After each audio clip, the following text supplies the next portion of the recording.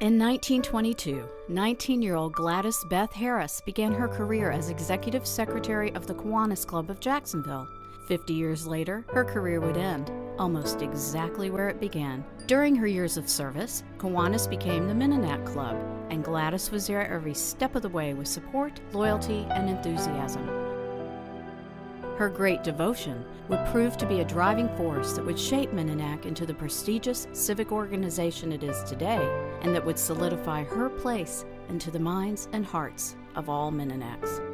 Gladys Harris was almost the centerpiece of the Kiwanis Club then and the Mennonite Club now. She, to me, was the symbol and icon of the Mennonite Club. Gladys was strong-minded, but she was devoted to Mennonite.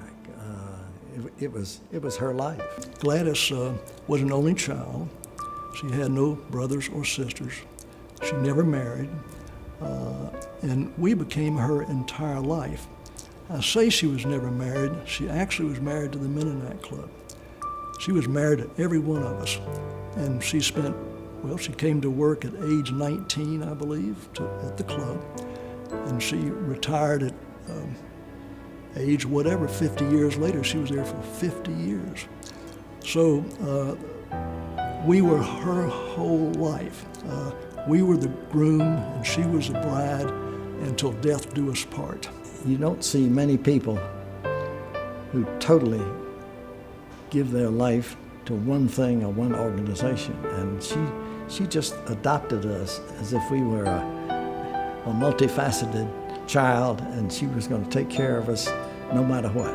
My dad used to say she was the mainstay of the Mennonite Club and the Kiwanis Club in those days, and I grew up with her. Back in those days, the teenagers would go to the Kiwanis Club meetings, which were in the rooftop of the Mayflower Hotel in those days, and she would make sure everybody got the right place and the right time, and she was just essentially the essence of Mennonite. She kept everybody going in the right direction, and of course, as you know, businessmen are busy and other things, and she would call them every day to talk to them and find out what they were doing and tell them what they needed to do, and she was really and truly one of my heroes when I was growing up.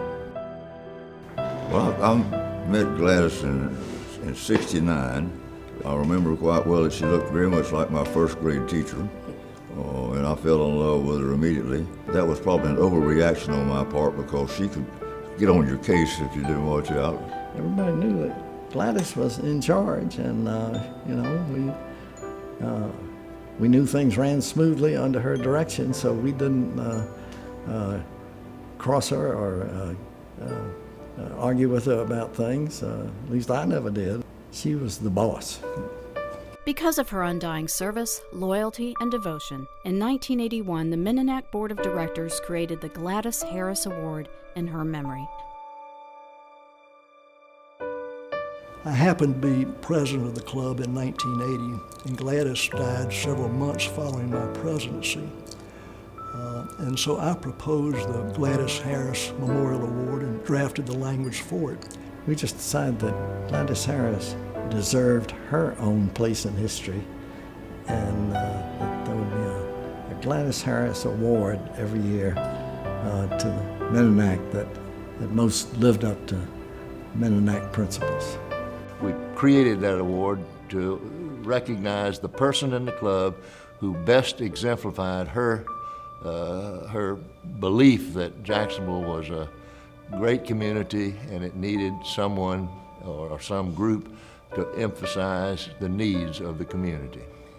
That's the only plaque I got on my wall in my office. It's the Gladys Harris Award. Mennonite has meant a lot to me over the years, and to be recognized by my peers was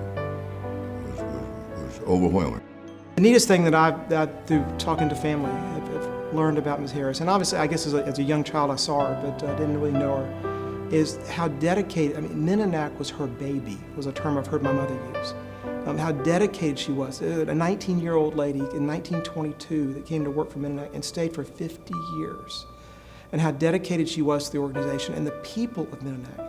And my mother and grandfather, every Monday, they would go pick her up after she retired and bring her back to Mennonite, to the meeting. And she came in not as the retired executive director or the retired secretary or whatever you wanted to call it. She came in as a peer, as a person that those members loved and respected and that she loved and respected, and she was there as a Mennonite. And that's neat to know that that was so much part of her life, and that tells a tremendous story about the people that belong to Mennonite, that it made such an impression on her. Because I looked at her and thought, this is the kind of person I want to be. Active and engaged in whatever I did, and she made sure that happened. I've always felt a strong feeling of that she was, in fact, the Mennonite Club, and I always felt like that. She was a great lady.